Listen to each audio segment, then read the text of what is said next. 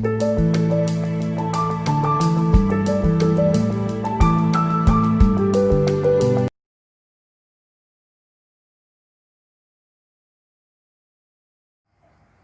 everyone, my name is Gaurav Saini and I'll be teaching you the production. तो production हम देखेंगे starting से, बिल्कुल बेसिक लेवल से पढ़ना शुरू करेंगे और ऐसे एडवांस लेवल पे बिल्डअप करेंगे गेट के हिसाब से। तो सबसे पहले हम देखेंगे प्रोडक्शन होता क्या है, फिर सिलेबस देखेंगे, फिर वेटेज और फिर सिलेबस हम अपना क्या करेंगे, चलाएंगे, आगे बढ़ाएंगे गेट का कैसे कैसे पढ़ना है। तो प्रोडक्शन हमारा होता है, अगर मैं हिंदी भाषा में या सिंपल लैंग्वेज में बोलूँ, ये मेरा रिजर्वायर हो गया, ये वेल हो गया, ट्यूबिंग केसिंग, ठीक है। रिजर्वायर इंजीनियर का काम क्या रहता है, मेरा रिजर्वायर से ऑयल लेना मैक्सिमम परमेबिलिटी वगैरह चेक करके। उसके बाद आता है मेरा प्रोडक्शन इंजीनियरिंग का काम। प्रोडक्शन इंजीनियर का काम होता है रिजर्वायर से वेलबोर में पूरी एफिशिएंटली से ऑयल लेना और वेलबोर से उठा के उसको सरफेस पे भेजना और सरफेस पे प्रोसेस करना। ये प्रोडक्शन इंजीनियर का काम होता है। प्रोडक्शन इंजीनियर का काम नाम से ही पता लग रहा है, प्रोड्यूस करना oil from wellbore to surface, ये प्रोड्यूस करना प्रोडक्शन इंजीनियर का काम होता है और यही मेरी प्रोडक्शन होती है। तो इसी में ही देखेंगे हम ये कैसे कैसे करते हैं हम स्टार्टिंग से लेके एंड तक, सरफेस फैसिलिटी तक। स्टार्टिंग से IPR, VLP and then surface facilities हम कैसे कैसे रखते हैं, ठीक है। बेसिकली मेरा प्रोडक्शन सब्जेक्ट यही डील करता है सारा का सारा। अब हम देखते हैं सिलेबस, हम क्या क्या पढ़ेंगे। बिल्कुल बेसिक से पढ़ेंगे और सीक्वेंस वाइज पढ़ेंगे, ठीक है।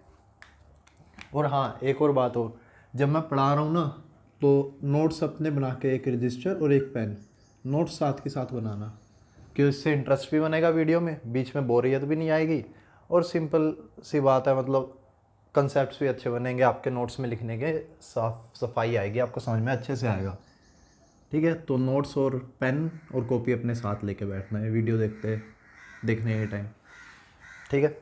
तो हम शुरू करते हैं अपना सिलेबस। मेरा सिलेबस कैसे रहेगा, सबसे पहले हम कवर करेंगे रिजर्वायर डिलीवरेबिलिटी।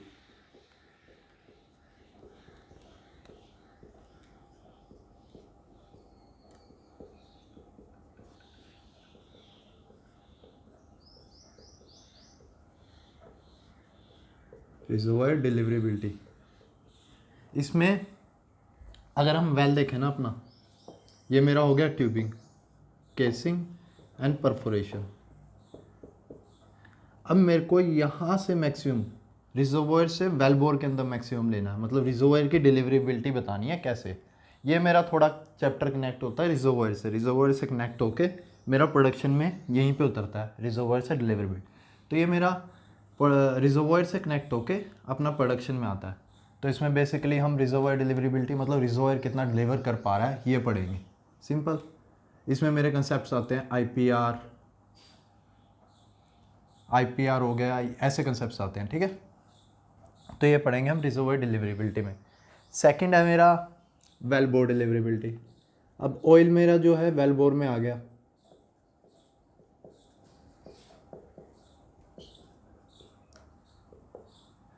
अब वेलबोर से उठाना है मेरे को, वेलबोर से ऊपर सरफेस पे क्या करना है, मेरे को डिलीवर करना है, ठीक है।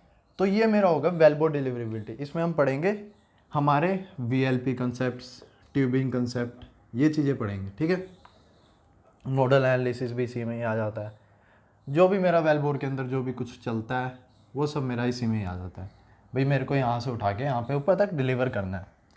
इसके बाद मैं कनेक्ट करूँगा अपना आर्टिफिशियल लिफ्ट, VLP IPR, इन्हीं से कनेक्ट होके मेरा क्या होगा, आर्टिफिशियल लिफ्ट। इसी सीक्वेंस में पढ़ेंगे, कोई आगे सीक्वेंस दूसरी सीक्वेंस में नहीं पढ़ेंगे।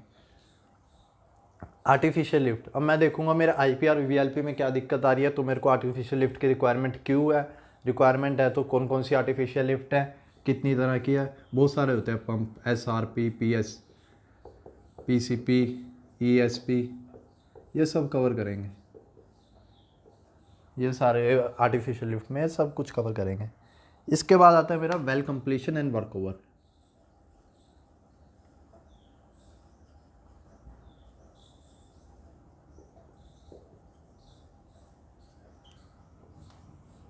And work over. इसमें हम देखेंगे अपने वेल के अंदर जितने भी मेरे क्या कंप्लीशन के वक्त क्या क्या टूल्स लगते हैं, कौन कौन से वेल कंपोनेंट्स होते हैं। वर्क ओवर में वर्क ओवर ऑपरेशंस कौन से होते हैं, एसिडाइजेशन, फ्रैक्चरिंग, परफोरेशन कैसे करते हैं, डिफरेंट टाइप ऑफ परफोरेशंस, मतलब यही चीज़ें होंगी well completion and work over में, हम ये चीज़ें देखेंगे। और फिर मेरा फिफ्थ आ जाता है सरफेस फैसिलिटीज़। अब मेरा सरफेस पे आ गया है ऑयल, अब उसको मैं कैसे करूँगा प्रोसेस रिफाइनरी तक भेजने के लिए। ये मेरा सारा सरफेस फैसिलिटीज़ पे सेपरेटर वगैरह, हीट ट्रांसफ़र, हीटर ट्रीटर वगैरह वो सब सरफेस पे आ जाएंगे मेरे, ठीक है। तो ये अपने 5 टॉपिक रहेंगे मेनली प्रोडक्शन में, ये हम कवर करेंगे पूरे सीक्वेंस के साथ।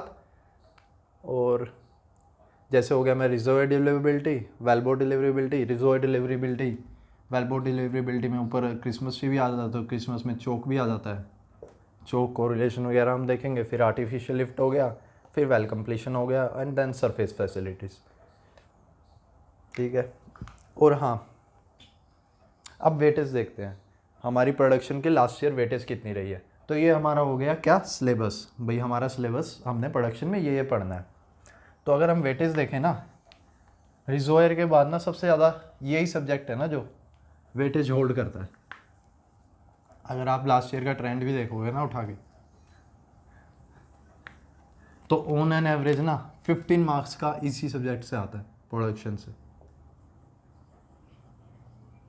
ऑन एन एवरेज 15 मार्क्स का आता है। लास्ट ईयर 2020 में भी अगर देखो आप 14 मार्क्स का था, जिसमें 4 क्वेश्चन थे 1-1 मार्क्स के, 5 क्वेश्चन थे 2 मार्क्स के। तो ये 14 मार्क्स का पूरा पेपर आया था प्रोडक्शन में। 2019 में कम आया था, 2019 में 7 मार्क्स का आया था, पर ऑन एन एवरेज 15 मार्क्स रहता है। सिर्फ 2019 में ही मेरा प्रोडक्शन में कम वेटेज आया था, बाकी ऑन एन एवरेज मेरा 15 मार्क्स रहता है। 18 में भी ऐसे ही 15 मार्क्स रहता है मेरा ऑन एन एवरेज। तो ये इंपॉर्टेंट है, प्रोडक्शन स्किप नहीं कर सकते अगर आप गेट के लिए क्या हो रहे हो, अपीयर हो रहे हो, ठीक है। तो वेटेज देख लिया हमने, और आगे की फिर साथ साथ देखेंगे हम भाई गेट में कैसे कैसे क्या क्या पूछा था, क्या क्या रहा था आपका। अब यहाँ से हम क्या करेंगे शुरू, सिलेबस।